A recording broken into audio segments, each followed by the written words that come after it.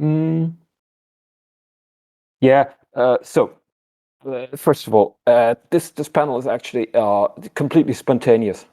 I've not.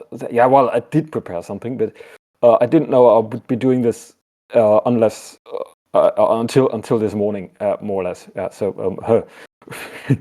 Consider it kind of meeting at the coffee table. Yeah.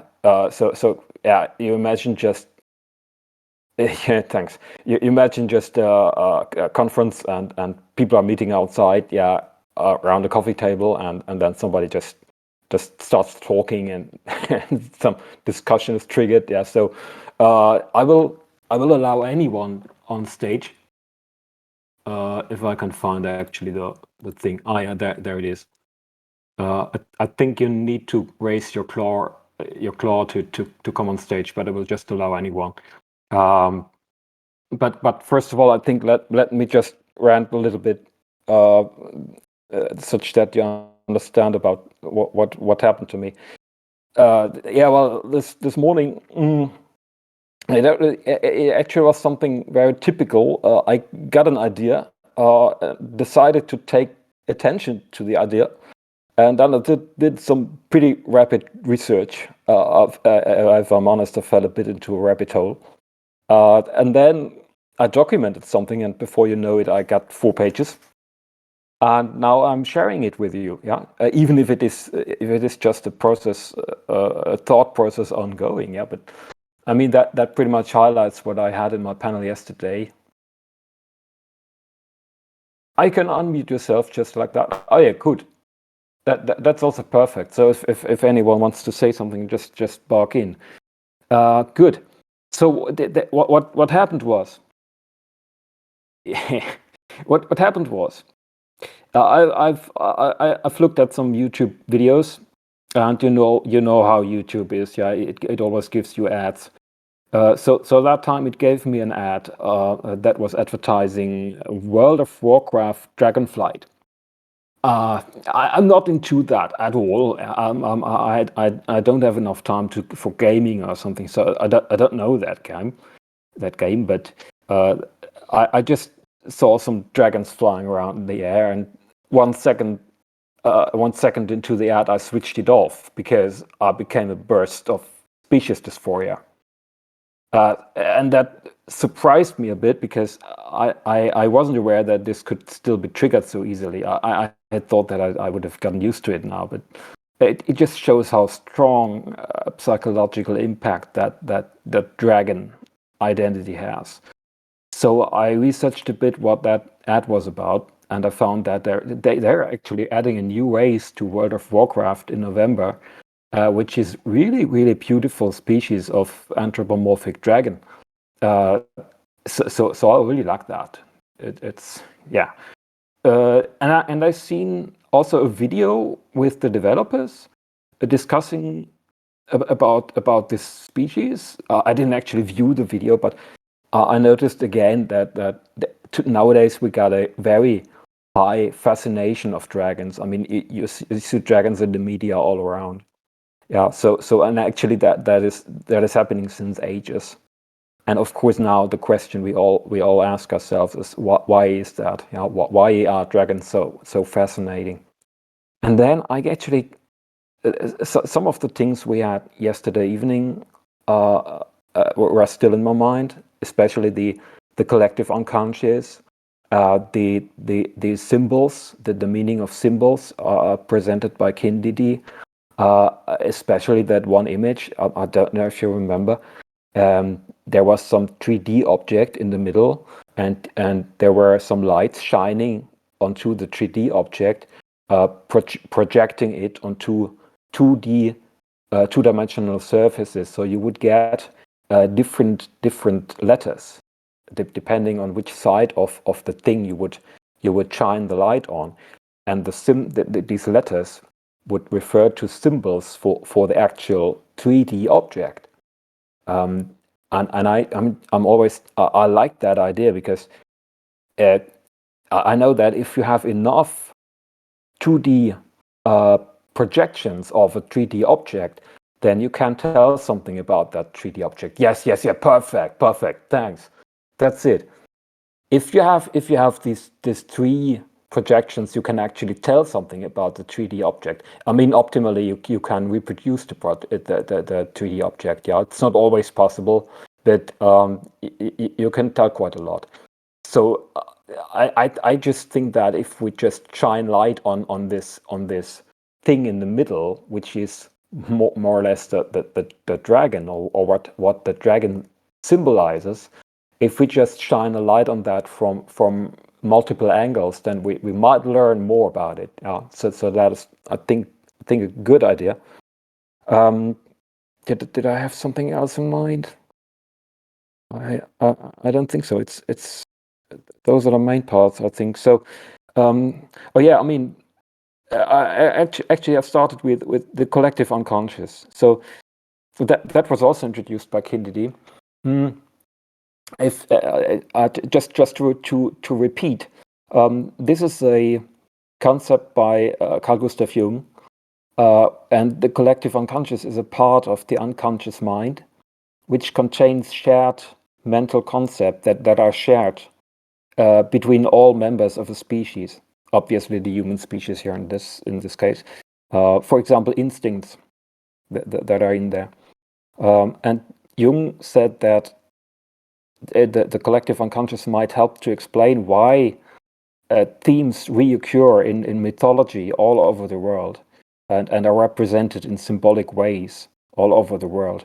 So I think it is quite an interesting candidate to look for dragons in there. Yeah. So also actually Jung was not the only one to entertain that idea. It also reminded me of Rupert Sheldrake.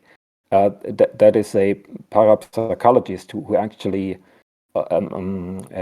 proposes the idea of some kind of field that allows knowledge sharing within a species, remote knowledge sharing. Yeah, so without talking to each other.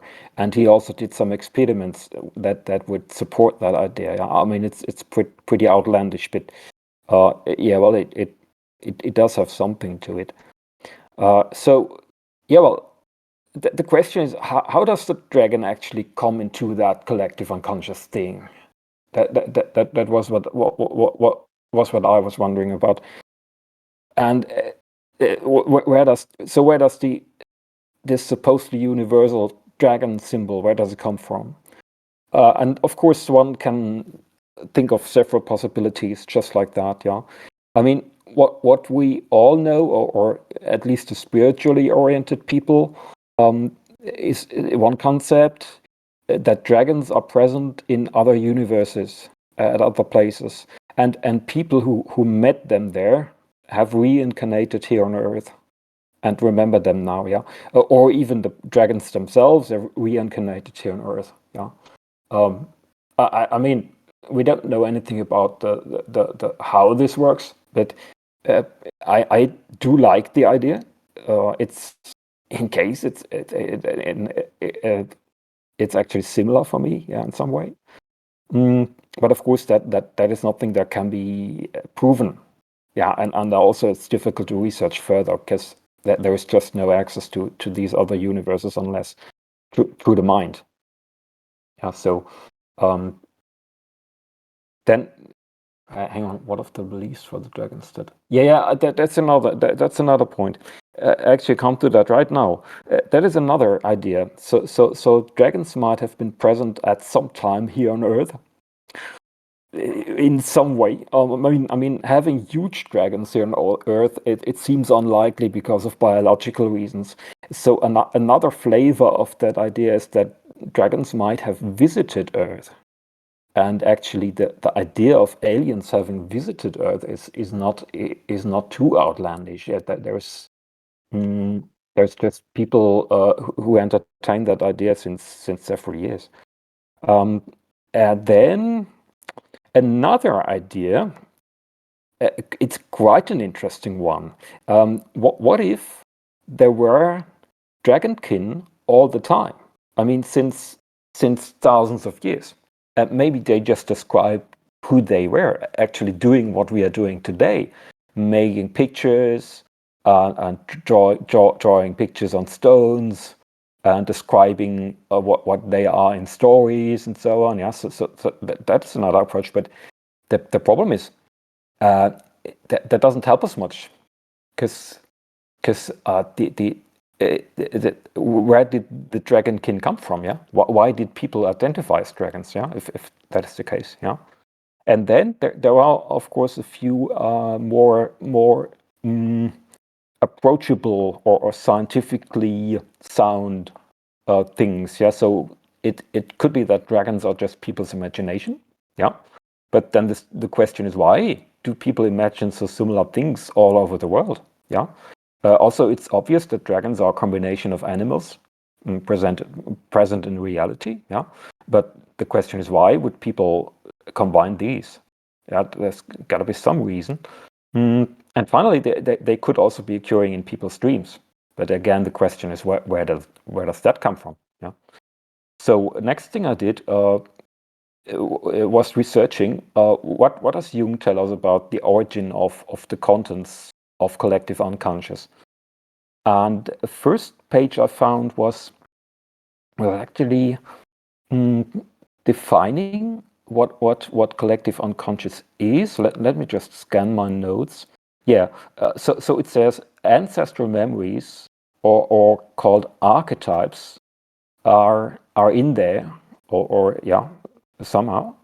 And they represent universal themes in various cultures as expressed through literature, art, and dreams. So archetypes, I knew that term, but archetypes are a bit of an ambiguous term for me. So one might be able to say that they are images and themes that are derived from collective unconscious and have a universal meaning across cultures.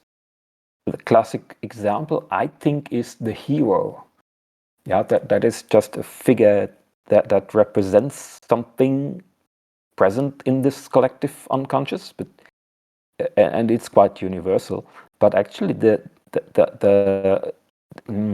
definition of archetype, it could be applied to dragons too. Yeah.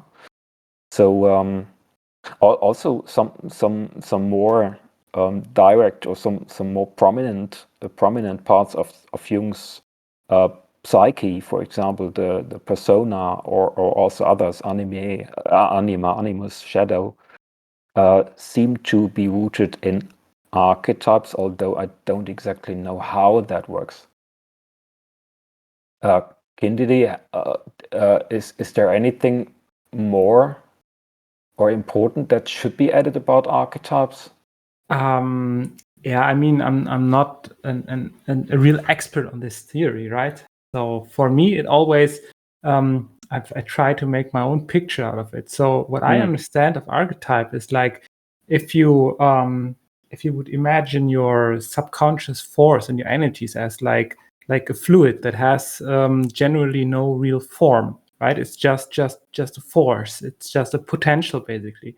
What an archetype is, you could imagine like a form that you would not see if nothing is in it, like a perfectly perfect glass, basically, that you don't see if nothing is in it. But when you fill the liquid into it, it gets a shape.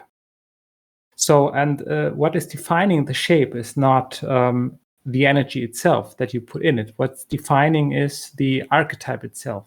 So that's the way I view it, at least. That's something I never heard of. So the archetype would be kind of some containment for energy? I mean, it's just a metaphor, right? So it's I think it's for me at least, it's a good way to make it tangible, right? Because it's abstract. So when you said like the archetype of a hero or the archetype of the mother, these are certain attributes, right? Like what do you attribute to a hero? Like what do you attribute to a mother, right? Or what do you attribute to a father? Like these are attributions and certain routines that you would see in that, and that is basically what the archetype is made of. And that's why I use the metaphor for me as like an empty glass or a bottle or a form that is filled, and then gives the liquid that is in that shape a certain form. Yeah. The thing is that I would more or less attribute characteristics to these types. For example, Mother and Tiro, they all guard something. They protect something. That's a characteristic that they share. Yeah. So a guardian maybe could also be another archetype. But we see that the term itself is it's really hard to grasp. Yeah. Okay, so just continuing. Let's see.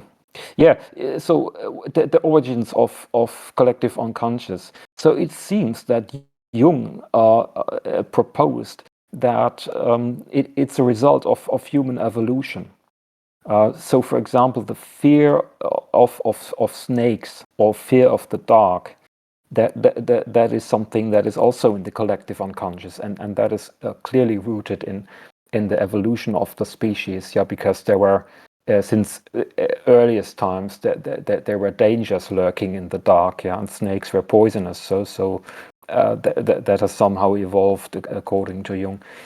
But I mean, I couldn't see a clear connection to dragons at that point.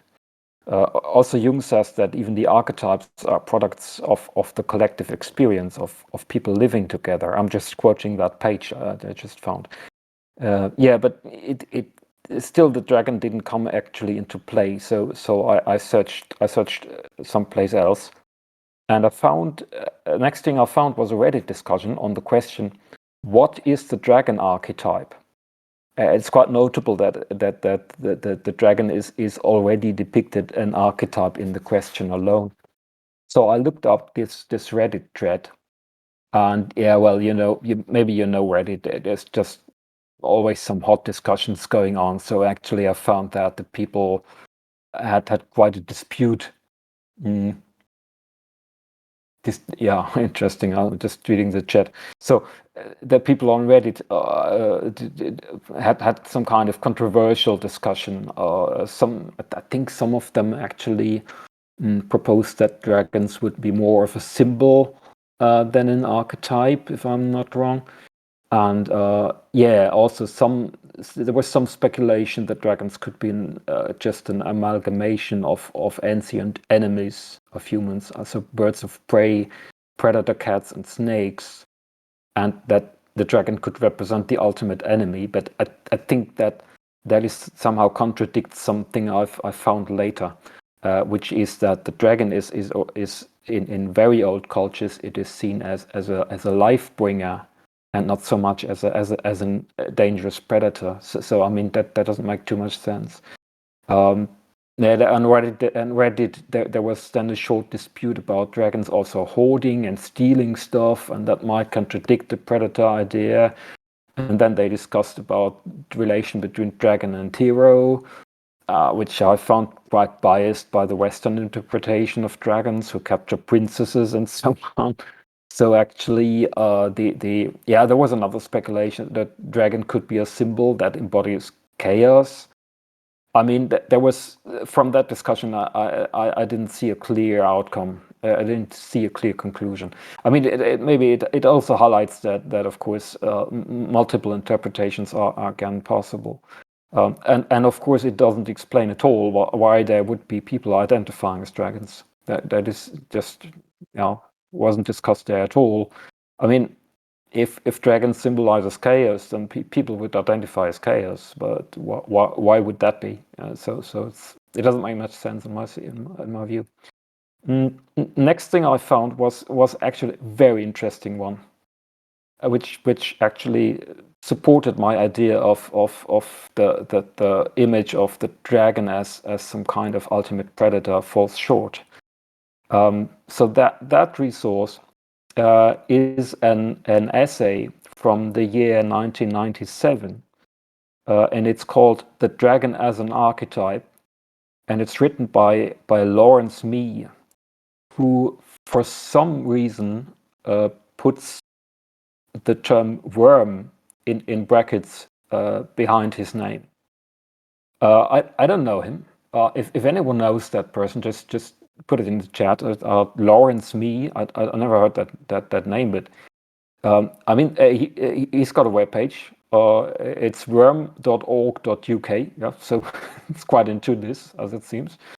And quite obviously, from looking at the webpage, I'm 90% sure that this person is Dragonkin, because the webpage features Dragon Code, and the Lawrence was apparently part of alt.fan.dragons, which is a very early version of Otherkin community. Yeah, it's the analogon to Alt-Fan Werewolves, yeah, which was basically the root of the modern Otherkin movement.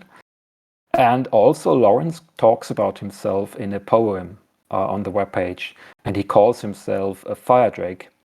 So I'm pretty much sure that he's a Dragonkin, or at least he knew about the existence of Dragonkin. That I think it's really almost sure. I've actually thought about if I just should contact that Lawrence, yeah, but that might be tried, of course. So what does the essay say? Lawrence actually tackles the topic of archetypes from 3 angles. First, the archetype as a prototypical image, which all forms of dragons base on, which is of course quite straightforward.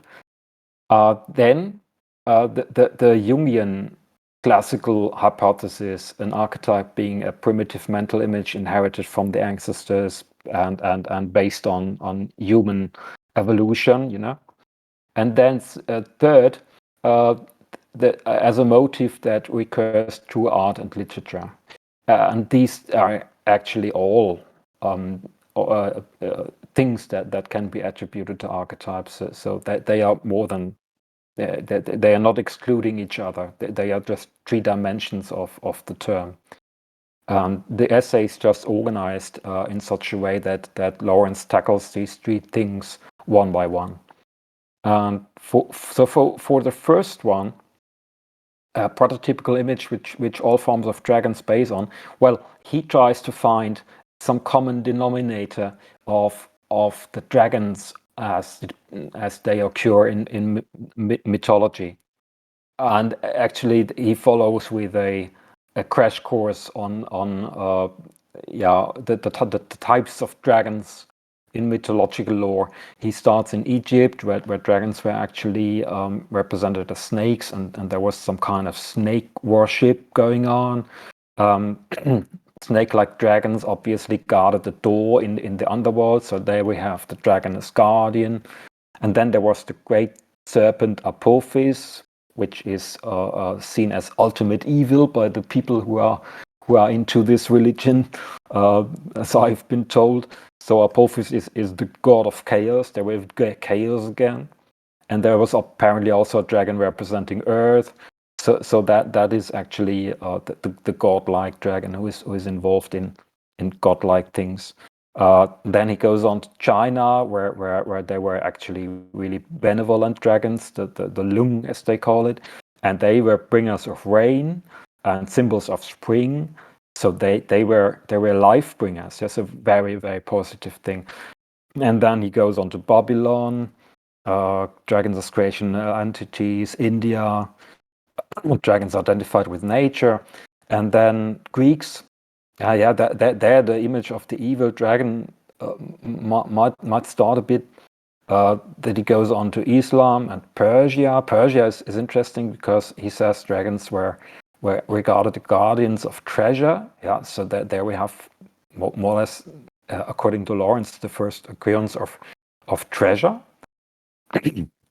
Then Celtic or Nordic dragons. I think we pretty much know of that at all. And then, of course, the Christian view, where dragons is equalized to the devil, and that Lawrence calls that a perverted view, which I pretty much second. That is, it's really quite off. Oh yeah, and then he also goes to the Maya and Aztec cultures, where dragons were also both good and evil, but well, involved in godlike things, creation of the world and so on. But the conclusion is that Lawrence sees that there are so many dissimilarities between the different cultures that he says that there probably is not a single prototype or archetype, but rather several archetypes. Yeah, and at that point I was a bit surprised because I see still similarities between the types, and I'm surprised that Lawrence didn't evaluate these further. But yeah, well, that's just his opinion. Tackling the topic from the angle of the classical Jungian hypothesis, he comes to a similar conclusion. And he says that Jung's idea of archetypes require that it be a primordial image common to entire races or epochs in close accord to ancient myth. Oh, I can't pronounce that. And symbols. So it would seem that I'm not sure, but it would seem that Jung doesn't actually totally require an archetype to be shared globally. Is that correct, Candidi? Do you know anything about that? Yeah, I mean, of course, there are different ways how information can pass over from culture to culture. Of course, there's like in his theory, there's the way over the collective subconscious. But of course, some of the cultures did met eventually in any way, and culture get passed over. So so it could be swapped in another way, but then could be adapted in maybe in some way abstracted view, in some abstracted way into their own culture, and then adapted to their own collective subconscious. Yeah, but I mean, if we think about Jung, he says that the collective unconscious emerges from people living together, yeah, and making experiences together. So it would be natural that individual civilizations who do not meet each other would have slightly different collective unconsciousnesses. That's a stupid word.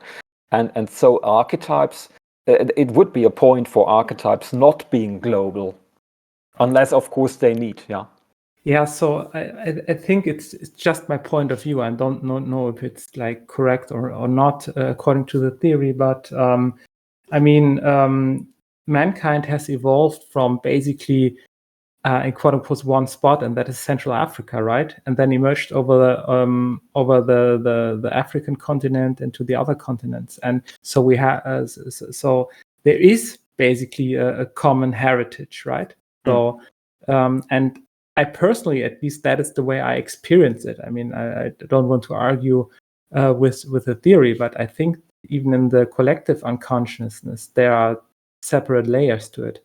So I don't think that's just one big soup. Yeah. It would be logical. I mean, also there is one obviously totally common element between all the civilizations. They all live on planet Earth, where actually the conditions are a bit different, but in the end similar. I mean, everybody needs to eat. Everybody has fear of animals that are out there. Yeah, different animals, but in the end also, yeah, some of the animals are present at different places around the globe. Yeah. Okay, so I see that. So that idea of archetypes that are individual to civilizations is not totally off, I think.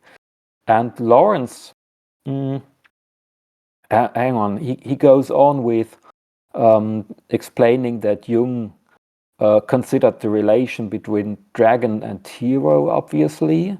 But I later found that Jung did talk about dragons, but he had a very strange opinion about them, and Lawrence actually in that part of the essay refers to that. So he says that Jung connects the dragon with female aspects that are overcome by masculine ones. Yes, that's actually confirmed by the source I found later, and the victory of the conscious hero, which is masculine, over the unconscious matriarch, which is feminine, which is a very strange interpretation. That doesn't at all feel right to me. So also Jung's notion of dragons seems to be pretty much influenced by the Christian notion, and it doesn't fit to the myth of dragons as guardians at all, and especially not to the Egyptian and Chinese myth. May I? So sorry, I don't want yeah, to. sorry. Sure. No, it's just wanted to add something maybe to get a better picture of it. So you have to see when the symbol emerges into consciousness and get projected, like in drawings, in art, in literature, everything. It's not just the raw archetype that is there. So if you remember the picture I've shown yesterday, and you probably have dug it up yourself in your research, then there's this staircase. If you dive down into the subconscious and then even deeper into the collective subconscious, then there you have to go through your individual subconscious. So yeah, the pictures and the archetypes and the symbols rather you take or you get from the collective subconscious also get filled by your individual subconscious, by your own complexes, by your own neurotic stuff that you've gained over your life, right? Your individual life. And that it can well be that it is the baseline is of dragon is the same archetype, but it gets filled from different points of views, basically, with individual stuff. So what emerges to the surface has, of course, this baseline dragon to it, but then has specific layers of personal stuff to it, and that may be a cause why, for example, in Europe, we have this typical Western dragon view. In the Asian room, we have this Lung view. But I think if you basically break it down, it has to do a lot with contrast, right? So there is totally chaos, and on the other side, it's totally structure, right? And what is the baseline is that the let's call it the dragon archetype is like basically some sort of pure force, right?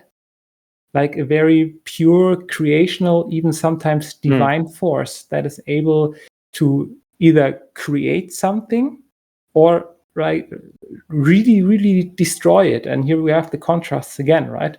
So what the archetype actually does is it is, how do you say it in English? It makes it spans out a room. You know what I mean?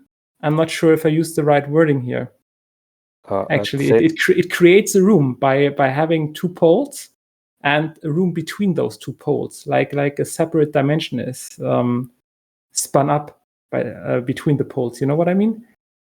Because you have like the gradient between those two. And it's just like my views to it, of course, right? So interesting. But actually, what you said, it's something that should be considered. If we take a look at Jung's notion of dragons, that might be heavily colored by his personal unconscious. So Jung, I suppose, being a Christian believer himself, might have just colored that original dragon archetype by that Christian belief. So actually, we need to try and remove that. And interestingly, Lawrence says that he ends, he says, if anything can be salvaged from the Jungian idea, it's that of the dragon as representation of the life-giving mother. So that is maybe another expression of what you say, that the dragon as a fundamental force of creation and also destruction. I mean, yeah, although the mother is not actually totally known for destruction, as I know it, but that's actually something that also you could get there if you follow Jung's proposals. but in the end, the essay states that the idea of the dragon being a global archetype cannot be justified, but it can be ascribed to individual civilizations, which is fine by me, and it actually makes sense. So yeah, I was unsure when I read that, because I mean the archetype of life giving a mother nature, that surely should be something that is global. So one could still argue in that direction, I think. Yeah. And then the third angle that the essay tackles is actually the images and the art. But I would say that this does not give any new perspective. What is a bit more interesting is the final part of the essay, where Lawrence speaks about the modern interpretation of dragons, and there he proposes that the guardian image is returning, also in the form of dragons as playful and cuddly, and also even dragons as pets.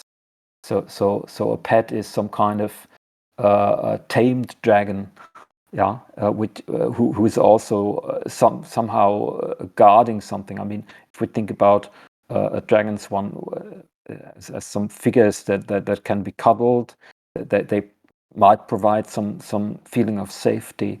So he also argues that due to the intermixture of different civilizations that we see today, that the dragon is somehow in the process of evolving into a global image, and it could actually evolve into a global archetype. Although Lawrence doesn't really propose that, but it can be read in between the lines. Yeah, so that is might be some process that is going on as he proposes. Okay, so I found that source quite interesting, and interestingly, this Lawrence, as I said, I think it's highly likely that he's a dragonkin, but there is nothing in the source that actually talks about dragonkins or the reason why people identify as dragons. We're still not there. Yeah, and then I found another source that offers a part of Jung's own work, where actually everything that Lawrence said about Jung's take on Jung's notion of dragons is confirmed. And if you read through that, it's really hard to understand. But Jung states actually that dragon is a representation of the psyche below the higher psyche, representing the cold-blooded part of the psychology, and he associates the dragon with the spinal nervous system. I have no idea why. And he says that the dragon is representing old instincts which have to be fought by a lion to be overcome. And for some reason, he just has quite an odd picture of dragons. In the end, he says the dragon might lurk behind certain doors within your psyche that are locked, and this dragon is your enemy, he says. And I cannot follow that at all. I mean, there were certainly dragons locked behind some doors in my psyche, but they are not my enemies. It's just totally off. Yeah, but as we've discussed just now, that might just be painted by Jung's personal unconscious. That's a strange image. Okay, what else did I find? There's one final page. It's a replay page by Iona Miller called Jungian Genealogy. I don't know how to pronounce that. It's from 2013, and that actually offers a different perspective. Iona says the dragon is very much our raw psychic energy within the unconscious, and that's pretty much sounds like what you say, KDD. She also mentions fire-breathing Kundalini serpent. A Kundalini is a concept I've come across earlier.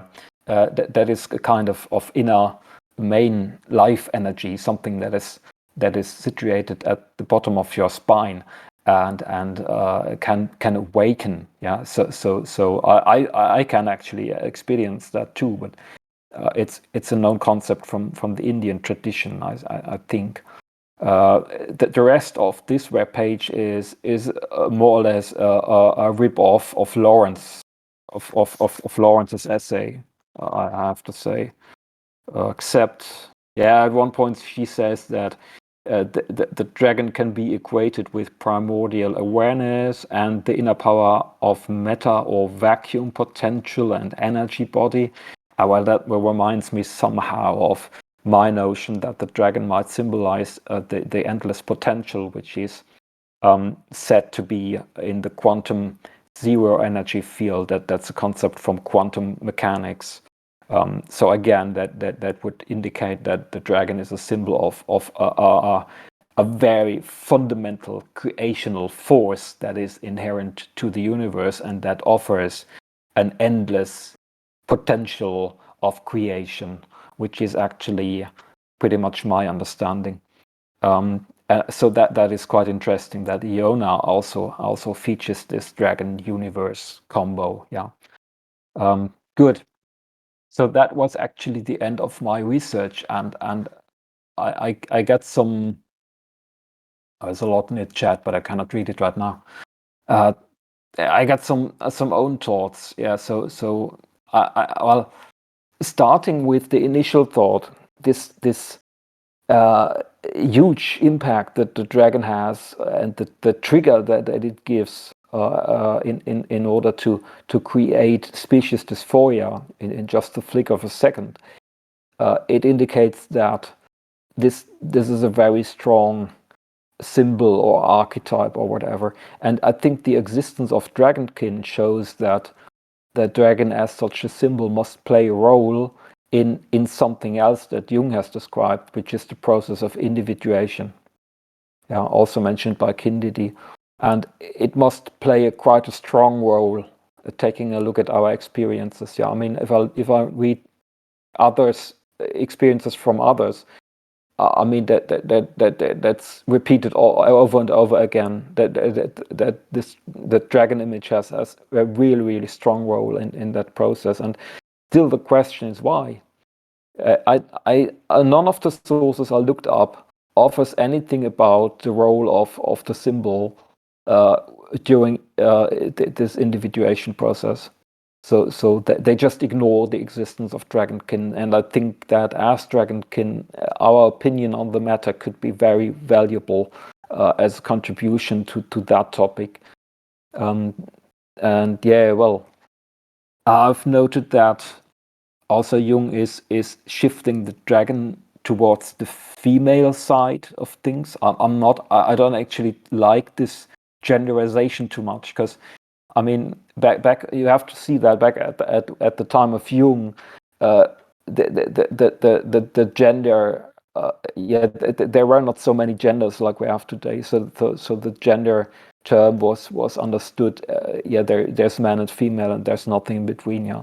So Jung actually, I have a feeling that he based much of his ideas on that thought. But that would now, today, it would have to be revised, because we now see that if people are given enough freedom, then the limits and the boundaries between the genders get very blurry. Yeah, so there's obviously that needs to be revised. But anyhow, I have also noticed that I'm placing my own dragon self towards the female-y side. Yeah, you can see that from, it starts from my online name, Amber. It's actually a female name. Yeah, and I knew that when I chose it, but I just didn't care. And also when I depict myself in my thoughts and in my imagination, it has a tendency towards the female side. Also, this feature of empathy is that I actually attribute to my dragon self. That is usually attributed to the female side. So that was a thought I had, and then, yeah, the key question is, for me, as I said yesterday, the dragon represents what I am, and that's the reason why I identify as dragon. So the question now is, if the dragon is just a symbol for what I am, and taking into account what we've learned about symbols, yeah, that 3D structure in the middle, and dragon is just one of those those characters that is projected onto a 2D surface. So that raises the question: what am I truly? Yeah, what is this thing in the middle? That the dragon only symbolizes, and that is also expressed in that dream of mine where I was told that the dragon is only a faint description of what I really am. So that question is still open. Yeah. I mean, it must be something quite specific because not everybody identifies as dragon. So that thing there in the middle, it must have some quite specific properties. Yeah. Otherwise, I would just be identifying as an elf or a spirit or something. Yeah. I mean, I could. Also, elves or other entities are very much connected to nature, just as I am. Yeah. So I could identify as something else, but I don't. So that there must be specific characteristics that lead to that dragon identity during the individuation process. And I've also questioned that if that is the case, shouldn't there be some characteristics we all share? We all share as dragonkin. Could it be love for nature, for example? I don't know. Could it be some kind of ancient wisdom? But not all dragonkin share that, as I think. So these are actually the open questions. So again, I think we need to tackle this from different angles, and I should take another look at analytic idealism, consciousness research that actually take a look at that true self structure from other angles. So that's what I'm trying. Yeah, I'm trying to tackle it from different directions. Yeah.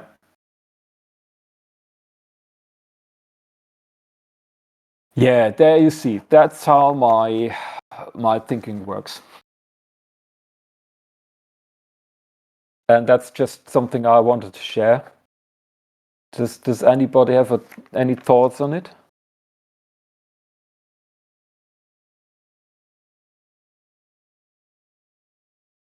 It's quite a lot in the chat. Etymology of the word dragon, yeah. Yeah. A huge serpent dragon that all mirrors the mythological lore. Irish, Gothic. Oh yeah.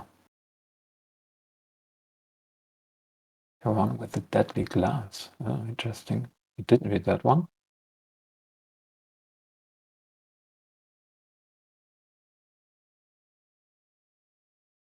Oh, it's interesting. Maybe we should go into the etymology a bit more, because there's something in there I didn't yet know,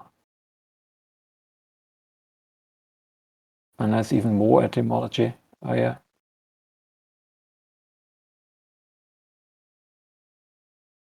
Yeah, but again, I mean, that shows that there is an incredible worldwide phenomenon. This is still the question is why that came about.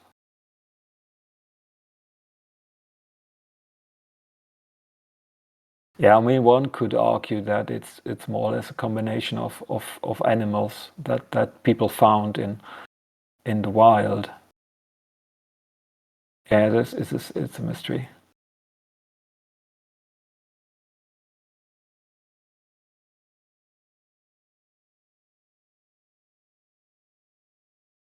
Yeah, that is right, Ryu. There is a vast difference or vast range of unique experiences and individual characteristics of being a dragon. So it seems very hard to find a common denominator that all of us share. And still we all call ourselves dragon. That is a kind of a paradox.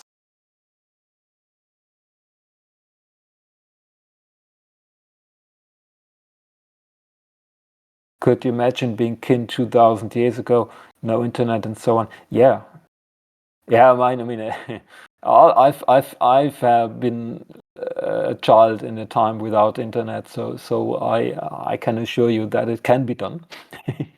And actually, if I can add to this, I mean, it was and still is done. I mean, if you look in, for example, in not so ancient naturalistic cultures and shamanistic worldviews, there the shaman had the capability to transform into animals, or at least in his mental state, right? So he is basically he or she or the shaman itself, it's basically a representation of what we call today Ethereum, right? Totally. I think that the otherkin or Therian phenomenon is much older than the internet. It probably goes back to some like thousands of years ago.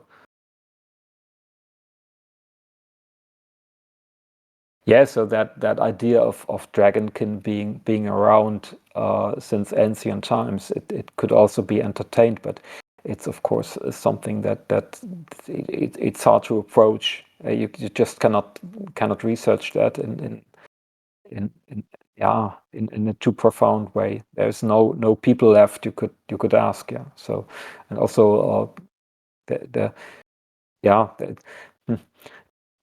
didn't have a script, or they didn't have a written language at the start. So you only have some stone carvings and so on. Maybe not too much that can be obtained from there.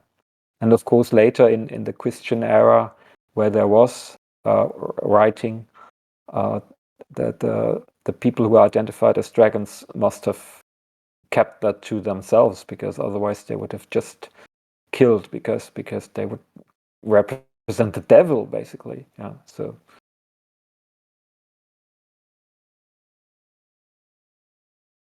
then luckily you have overcome that. Good. Wow, I see that still so many people. Yeah, sorry.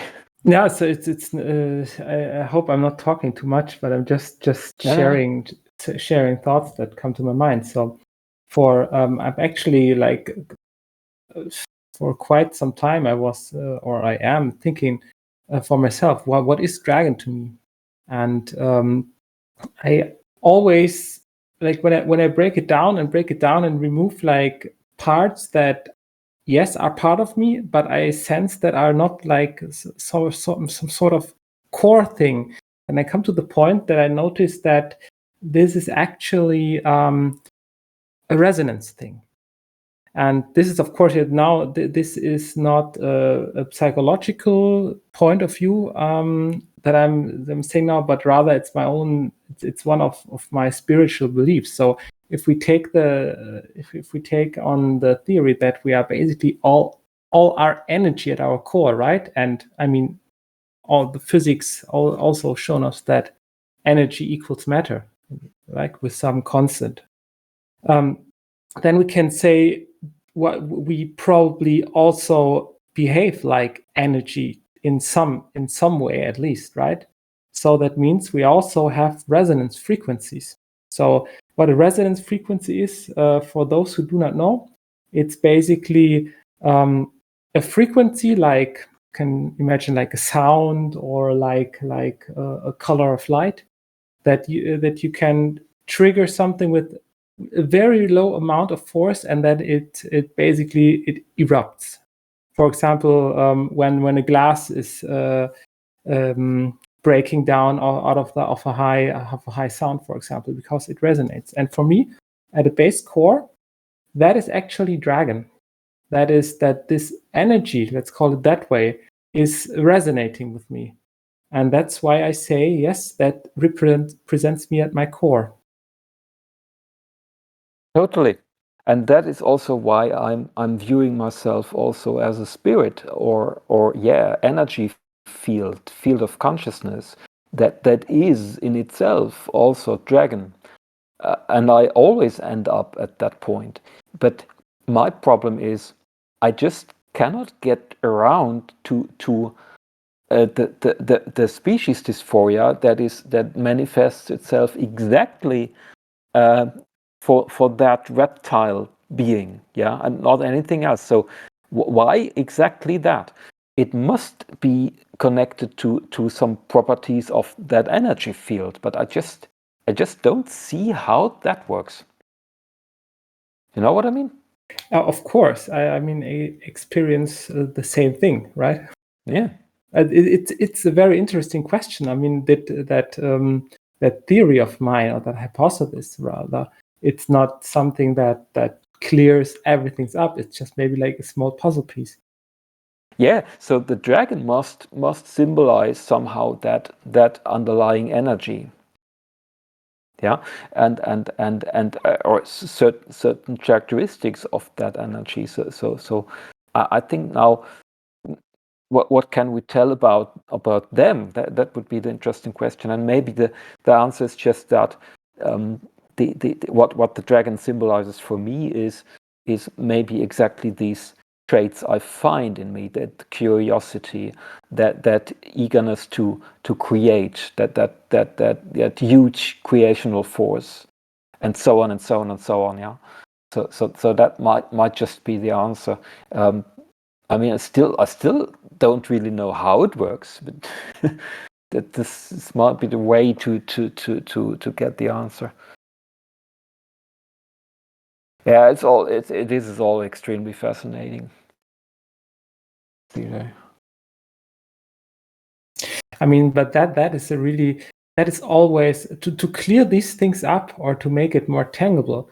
That's where those cons, or like basically those meetups, are really important, because everyone shares their experience. And I mean, all theories on this world, they base on experience, right?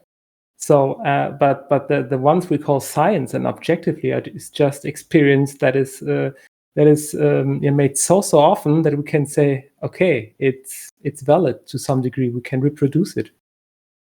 That this reality is made to make experiences. It's designed for that. Totally.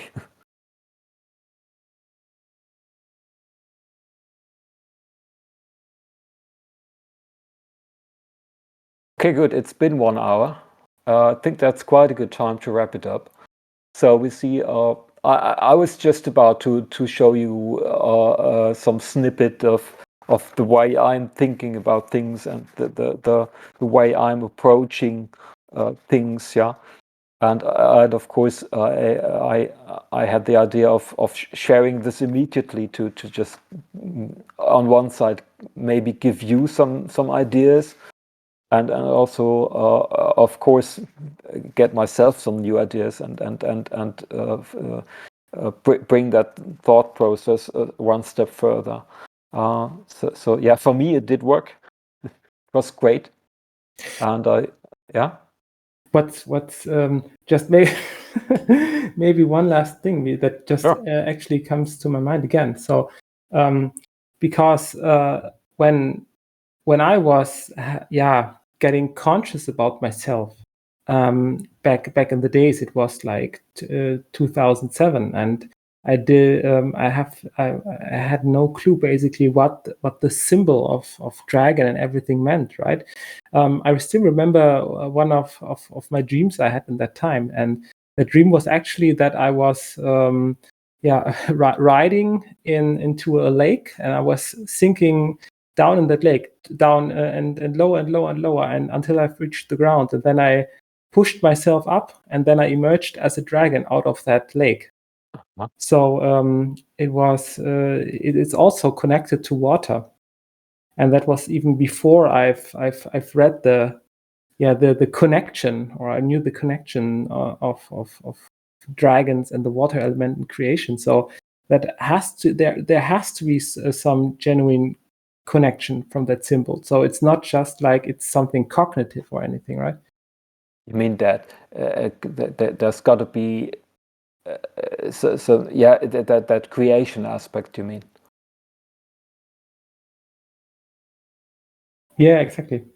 Yeah, I noticed that the sources also tell that there is a connection between or a similarity between the dragon symbol and water in terms of creation and a life bringer and so on. Yeah, so that might be something that is fundamental there.